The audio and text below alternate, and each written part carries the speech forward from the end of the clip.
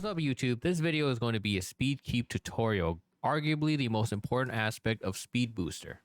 But first, be sure to like and subscribe if you enjoy the content. It really helps the channel grow, and check out my Twitch streams. Speed keep is the act of keeping momentum of Speed Booster through jumps, slide, morphs, and wall jumps, allowing you to do some pretty awesome movement tech through the route. In fact, the harder level Shine Spark puzzles require you to do this speed keep if you wanted to 100% the game. Keep in mind, this is not Shine Spark storing where you go purple. This is just keeping speed throughout, indicated by air resistance as you run.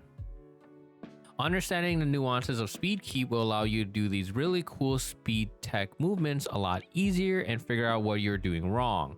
Let's talk about walls first, specifically wall jumps. You can practice this fairly easy in an area like this. While in Speed Boost, you always want to hold the direction you are going to keep momentum. Once you face a wall, unless you jump, you will obviously face plant a wall. However, if you were jump at the wall, short or high jump, when Samus speed jumps at a wall, she does not immediately lose momentum, as she has not touched the ground yet. The game thinks you're still moving forward, allowing you to control her wall jump height as you rub the wall.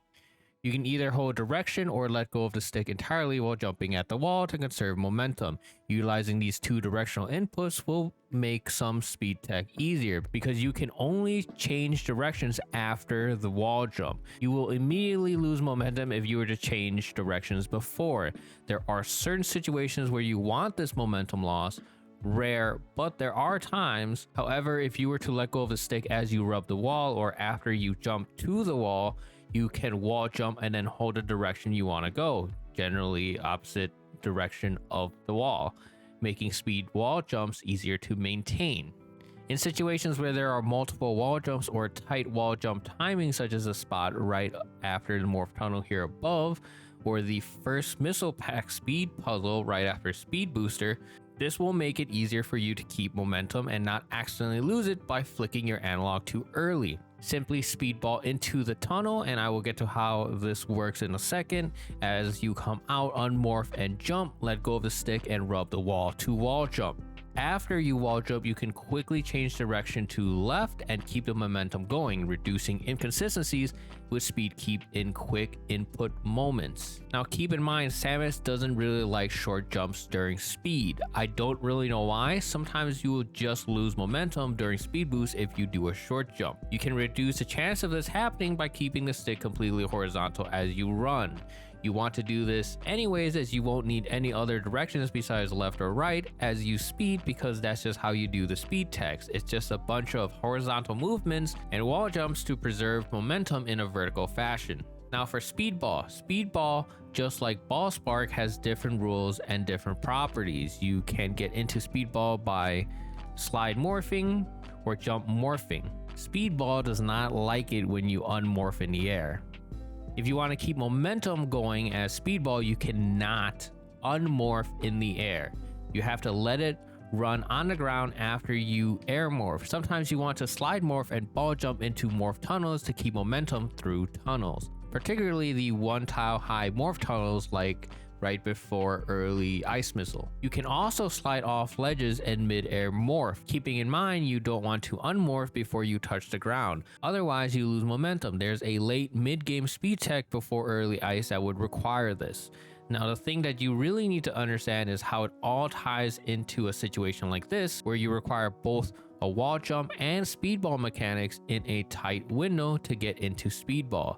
This is probably one of the most important and arguably easiest speed tech to learn in the route outside of intended puzzles, although this is arguably intended too. This is the second speed tech, I believe, on the route after you get Speed Booster, the first being the Missile Tank Speed Booster puzzle right after killing the yellow Emmy. That also requires understanding wall jumps to do. The key here are the ledges and the wall jump rubbing. When Samus runs across this one tile or half tile height, she does a mantling animation. During speed, she will speed mantle this entirely and let you keep momentum. Understanding that Samus speed mantles has bearing on speed tech. If you were to just let her go and jump at the ledge, you will notice she does a ledge jump, one of the most important movement optimizations. This is very important for situations like this where you have to jump up ledges. She will auto speed mantle or seemingly something similar to it, which that is why I mentioned wall rubbing. It may be treating the ledge as a wall. As for speedball, it has some leeway for bonking, but not that much. You can practice this entry by simply jump morphing into the tunnel. You'll notice when you do it right, it'll be a smooth entry into the tunnel. If you do it wrong, you either grab the ledge or you will notice a slow stall before entry.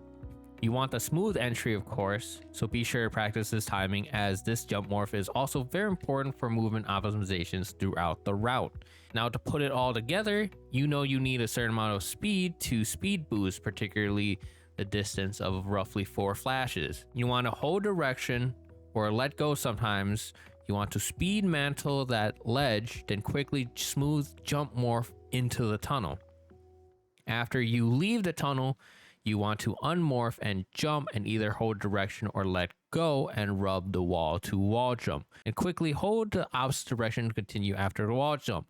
And aim another smooth jump morph into the second morph tunnel. These wall jumps here to continue on and string to the spark tech in the second part of Burenia above isn't required and saves a slight amount of time that frankly is too hard to really be worth it, unless really wanting the seconds. On a side note, as this is technically also a spark mechanic, you can spark slopes or stairs to initiate speed boosts even after storing the spark.